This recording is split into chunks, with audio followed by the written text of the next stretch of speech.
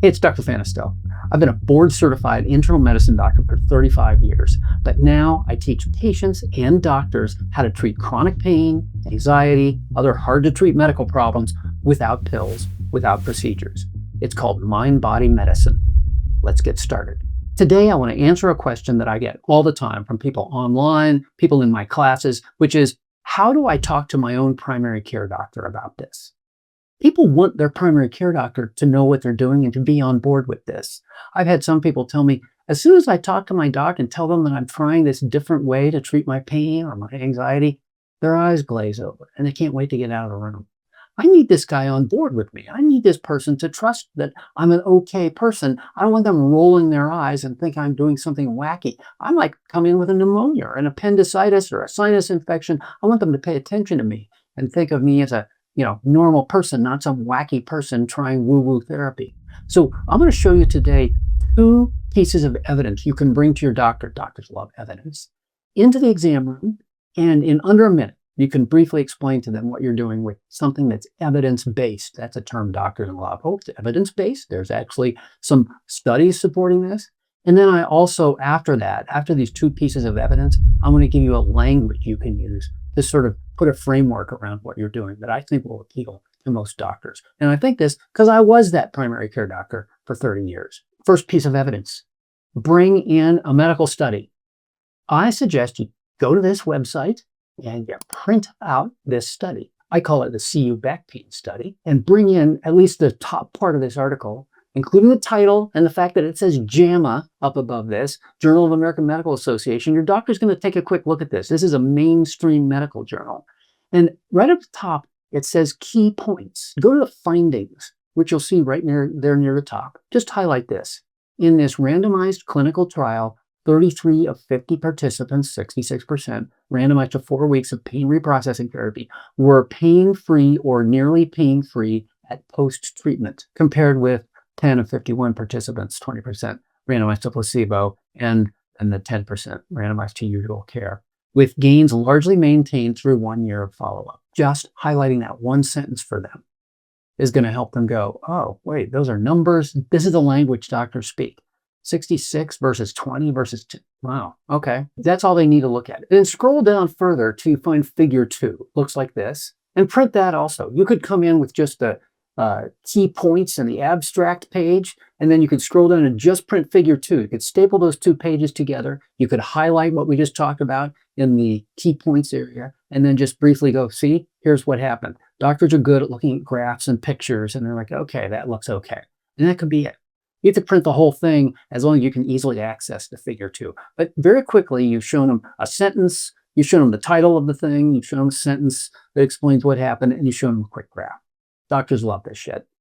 Okay, second thing to bring in, second piece of evidence, is a study done out of UCLA, published in 2024, where they treated military veterans with chronic pain. And here's that study. In this study at UCLA, they used emotional awareness and expression therapy to treat military vets with PTSD and chronic pain. This is a tough group of patients, and they had great results. And again, the top of this study, print out the first page so your doc can see, hey, this is published in JAMA. It's a real study from real medical literature. And then go to the key points right at the top. And just highlight all of the printing, all of the writing after the words findings. It says finding. Highlight all of that. In this randomized clinical trial with 126 participants, those randomized to EAET had significantly greater improvements in a primary outcome of reduction in pain severity from baseline to the primary endpoint of post-treatment, week 10. Moreover, 63% of EAET participants had clinically significant, at least 30%, post-treatment pain reduction versus only 17% in CBT. That's a bunch of blah, blah, blah. Your docs can understand that. It's quick, it's easy, it tells what the study showed, and that's a significant reduction in pain in military vets with chronic pain. And then scroll down a little further and find figure 2 of this paper. Figure 2 in this paper shows, again, a graphic representation of what happened. How pain severity improved with EAET, but did not improve with CBT. This was a randomized study. Doctors love randomized studies. This is how science works. You take a group of people and you randomize them. Just on PowerPoint, you go in this section, you go in this section, and we'll treat you and see what happens. This was a randomized study, and EAET blew CBT out of the water. So this is shown in the bar graph. Look at the bar graph here. And you can just point this out to your doctor. Here's some of what I'm doing. You may not be doing a lot of EAET. This is all mind body work, though. And just show them this is part of what I'm doing. And look at the bar graph here. The gray is the EAET line. These lines are much higher. This is how much the pain went down. A lot more. Went down a lot more on the gray bars than the blue bars, which was the CBT group, the cognitive behavioral therapy group. And just showing that I'm doing this kind of therapy, pointing to a gray bar. I'm doing this therapy because there was a larger reduction in pain scores, and this has been helping me. So just wanted you to know what I'm doing. Those two studies, you can show those both very quick. A highlight sentence or two, a picture of a graph, done. Just some validation. Doctors love this stuff.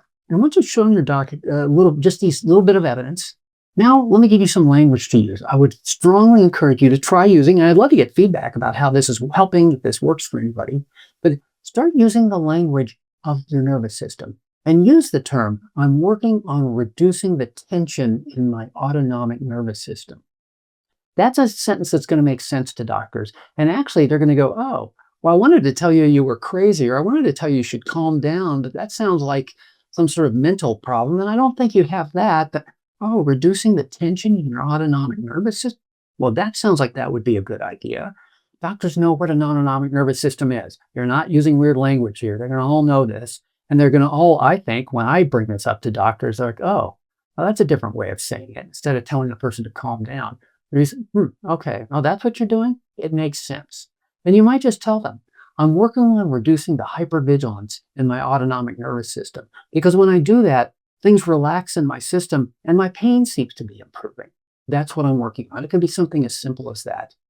I think just using that language will help your doctor understand. You can get into bigger discussions, you can talk about other things, but these two pieces of evidence, doctors love evidence, and this different language, talk about your autonomic nervous system, even briefly, I think will bring your doctor on board with you. And let me know in the comments. I'd love to hear, did anybody try this, try some of this? Anybody have any other ideas that are working for them? Because this is something that comes up in my classes all the time. All right, thanks for watching. I'm Dr. Brad Fanistow at BoulderMindBodyMedicine.com.